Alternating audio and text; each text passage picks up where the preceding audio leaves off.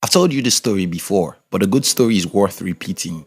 When I was around age 18, I read a book that changed my life, and no, it wasn't 100 things that changed my life in that book, but a single quote which goes like, "If you want to become who you are not, you have to do what you have never done." This quote is simple or even a common sense, yet it influences the way I see the world ever since then. Up till today, my mind always works in terms of give and take, sacrifice and gain, giving up and getting back. Whenever I think of having something I don't have, I always think about what I need to change in my life, thought, or environment. Unfortunately, most people don't think this way. In my observation, I've seen people who want to get without giving. I've seen people who want to build a successful business without sacrificing their sleep, freedom, or even friendship and entertainment. I've seen people who want a new life, but they don't want to change their lifestyle. This, I think, is one of the reasons why most people fail in life. So let's talk about the world right now. If you have to become a better or richer individual in the next 12 months, this video will suggest 3 things you have to do to become richer. If you're an entrepreneur or a business person, we specially invite you to join our motivational channel, which was designed to give you daily inspirations so that you will have the strength to pursue and achieve your most important dreams. We call this channel Hunt TV, and you can join in the description box. 1. Stop living as though you have a government. I grew up in a developing country where my father was a local politician. He never held any elective position because he is illiterate, but he loved politics as much as he loves his eyes. I often hear my father and other people complain about the government. I probably believed they were right because I was much younger then. However, when I grew older and noticed what happened from one government to another, I discovered that the government wasn't there to solve anybody's problem, but to talk about it. When it comes to your problems, politicians know how to talk about it because most of them are orators. However, when it comes to solving your problems, I'm sorry, you're on your own. Today, whether I listen to people or read the online comments, it's all the same. Most people blame the government for their woes. This is called victim mentality. This is what you do when you think you are powerless. Fortunately, you are powerful. Only if you make up your mind to use your power. About 12 years ago, I decided to be free from depending on the government or I die. It was a simple decision. I just wanted never to have to wait for the government for anything. Yes, it was the toughest journey of my life, but today, I'm not accountable to anyone, nor do I expect any human being to do me a favor or help me out. Look at what is happening around the world right now. The government of my state, for example, decided to distribute foods to the people who are locked down at home, and they started distributing to these people the food that's not even enough to make them live a single day. That's how far the government can go. I know so many people will watch this video and think I'm stupid. Why do you say we shouldn't depend on the government? Don't they collect our taxes? Aren't they supposed to be responsible for their citizens? Well, you have some good points, but I don't live my life with such a mentality. I don't wait for the government to help me because they ought to. I go for whatever I want and make crazy sacrifices to get it if need be. It's about pride and being human. You have that pride and dignity inside you. Your life is more precious than to leave it expecting the government to rescue you because the government would never do.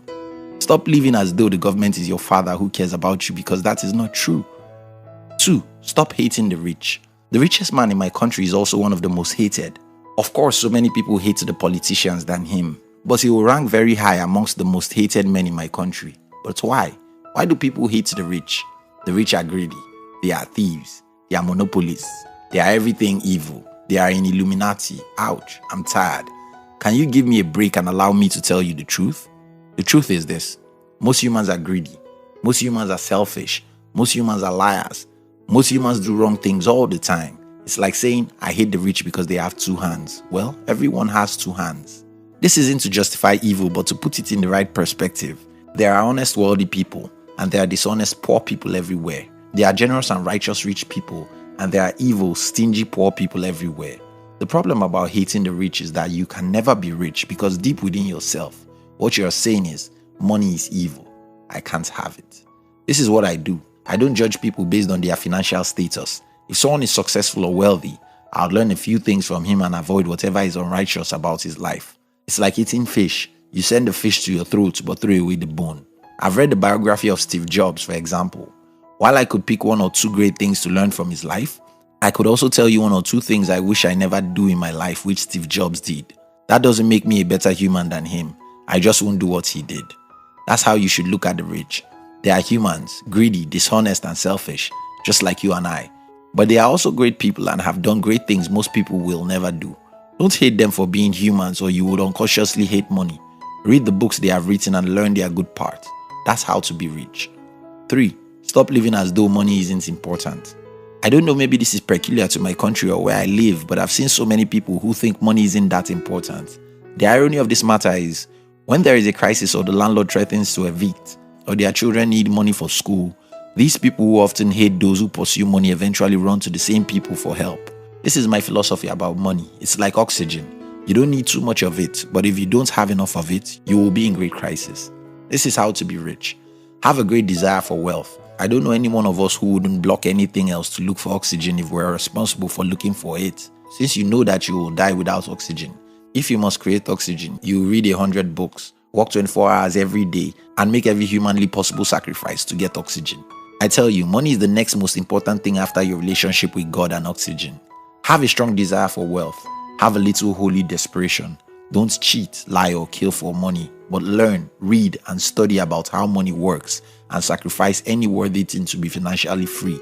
Stop expecting the government to help you. They are reputable for disappointing people like you. Stop hating the rich. Stop judging them. Know that they are as evil as most humans, but they also have some good lessons you can learn from. Have a strong desire for money and be willing to make righteous sacrifices to have enough money.